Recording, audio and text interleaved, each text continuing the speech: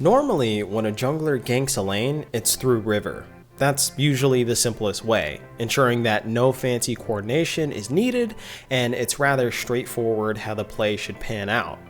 But I'd argue that the best possible gank to do is a tower dive. Not only does the enemy die, but they lose minion XP and gold. Now, this is obvious in hindsight, but I'm going to show you a couple of dives as compared to lane ganks, traditional ganks, and counter ganks, and how I think the LCS doesn't stand a chance against regions like the LPL or LCK if they do not master what is now the mechanics of the tower dive. So what makes a traditional gank easy is that laners are not really required to have precise engagement, nor do they need to bait positioning, nor give away the gank because of said bait positioning.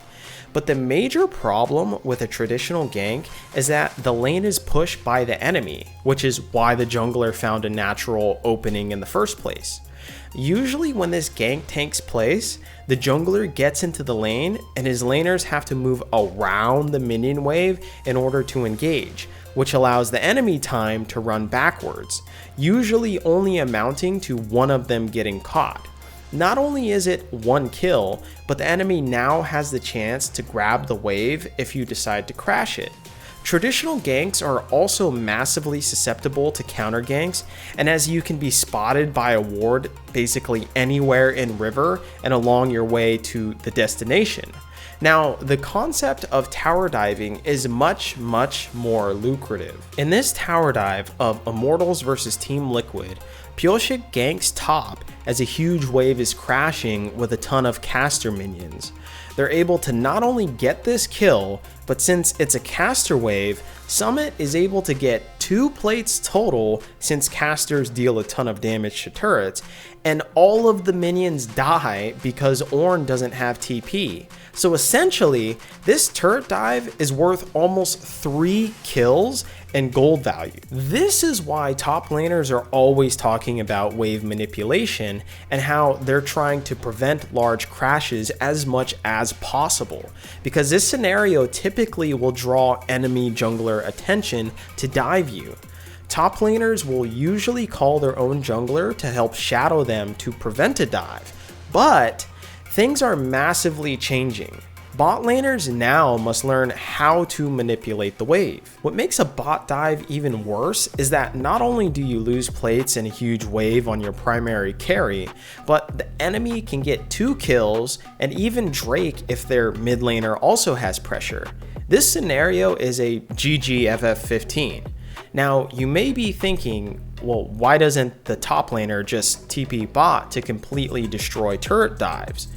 I mean, this was the formula back in the day, which is why turret dives hardly ever happened, because they were easily flipped upon you. I want to show you a specific scenario of 2023 Summer Split 100 Thieves versus FlyQuest Week 4.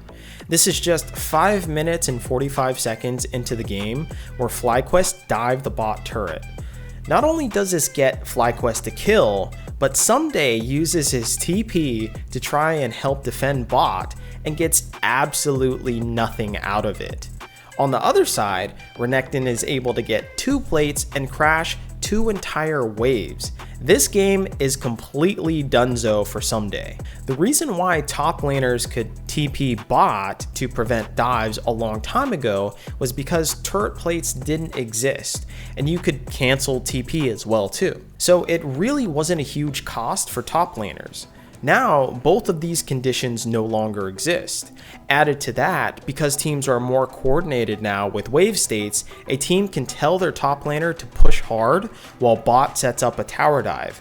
He pulls back and waits to see if enemy jungler shows bot or enemy top laner TP's bot, before he then can crash the wave fully and get turret plates and also deny minion waves as well. Now, of course, you might be thinking of the other types of ganks and specifically what physically makes them pale in comparison. Well, let's get into that. A lane gank is probably the worst gank to do because it wastes the most amount of time.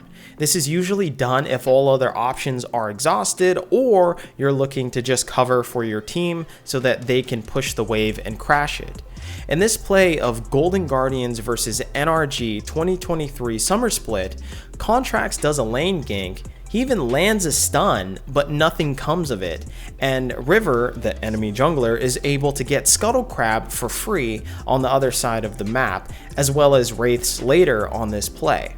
Lane ganks usually are a big risk if you do them while an objective like Drake is up on the other side of the map, and unless you are hoping it to turn into a counter gank, these are massive wastes of time. Now, a counter gank, on the other hand, typically results in the person countering to have the upper hand. And since the enemy has committed a lot of skills to gap close, they have less skills to use onto you or escape.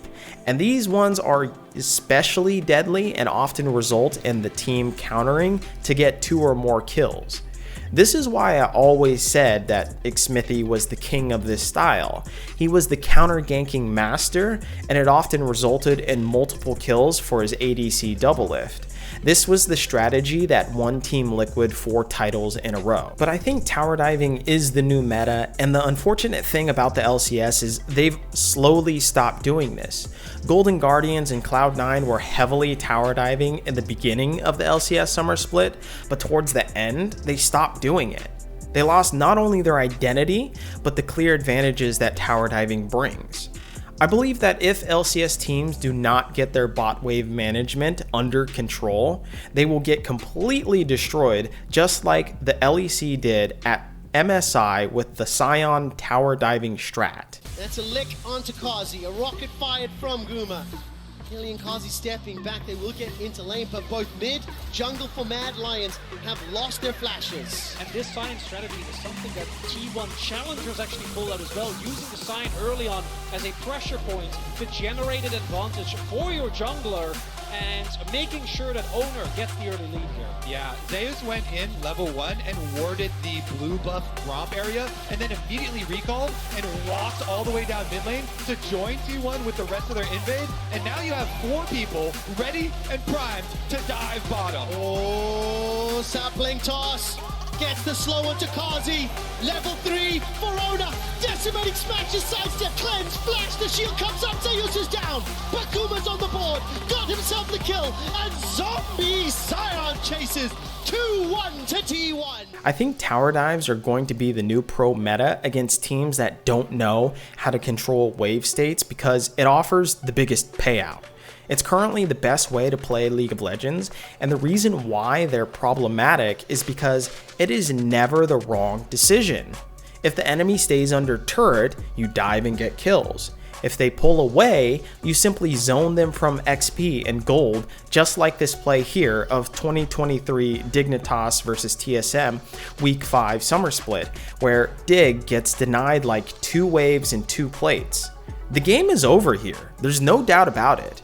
And not to pick on Dignitas, but their bot lane is really weak, and it's particularly because they don't know how to manipulate the wave, and there are multiple games this split that showcase the weakness of their bot lane. This skill set is not optional anymore for a bot laner. You must know how wave manipulation works to a fairly large degree. Also, this is why a champion like Ezreal isn't being picked right now, and Tristana is either picked or banned constantly. Likewise, there are a ton of champions in League of Legends that can now tower dive really easily. Alistar, Elise, Fiddlesticks, Kalista, Scion, Poppy, and of course the Nidalee Renekton combo. The more champions Riot creates, the more this will become a problem in the future. I used to play Dota All-Stars back in the day, and a common strat was killing your own minions to prevent the enemy from getting gold. Obviously, this mechanic doesn't exist in League of Legends. RIP, Gangplank, raise morale. But tower diving is the next best thing. It's addition by subtraction, preventing the enemy from getting an entire wave, let alone 2 waves and 1 plate, which is roughly 1 kill's worth of gold. So even if a jungler zones the enemy off 2 waves, the time spent is incredibly efficient. When I talked to Fudge in 2021 about wave manipulation, he was instilling the importance of it and the skill set for a top laner. In general, top laners are really good at wave management because if they don't keep the wave close to their turret, but also prevent crashes, a lot of bad things can happen.